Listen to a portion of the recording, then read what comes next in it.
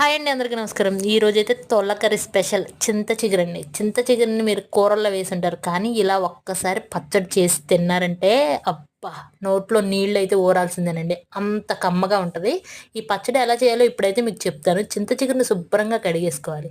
అలాగే ఒక ఉల్లిపాయను కూడా చక్కగా తొక్కు తీసేసి పాయిగానే రోట్లో వేసి దంచుకోవాలన్నమాట. ఒక ఉల్లిపాయ దంచుకున్న తర్వాత రెండో ఉల్లిపాయ కూడా పెట్టి ఆ ఉల్లిపాయను కూడా చక్కగా మెత్తగా దంచుకోవాలి. మనం చింత చిగురిని ఉల్లిపాయలను ఒకేసారి దంచుకుంటాం అనమాట. ఇలా దంచుకోవటం వల్ల రెండు ఈక్వల్గా నలుగుతాయి. ఎంత నలగాలో మరీ పేస్ట్లా కాకుండా చక్కగా కచ్చా పచ్చాగా దంచేసుకోవాలన్నమాట. ఇలా దంచుకొని మనమైతే ఉప్పు కారాన్ని ఇప్పుడు రోట్లోనే వేసేసుకోవాలి. ఒక్కో స్పూన్ ఉప్పు, పసుపు, కారం కూడా వేసుకొని, కారం కొంచెం ఎక్కువ తినేవాళ్ళు ఎక్కువ కూడా ఘాటుగా వేసుకున్న చాలా అంటే చాలా బాగుంటుంది. మిక్స్ చేసేసుకొని తాలింపు వేసేసుకొని ఈ తాలింపులో ఒక 3 నిమిషాల పాటు వేగనిస్తే అబ్బా అదిరిపోద్దండి. Please try.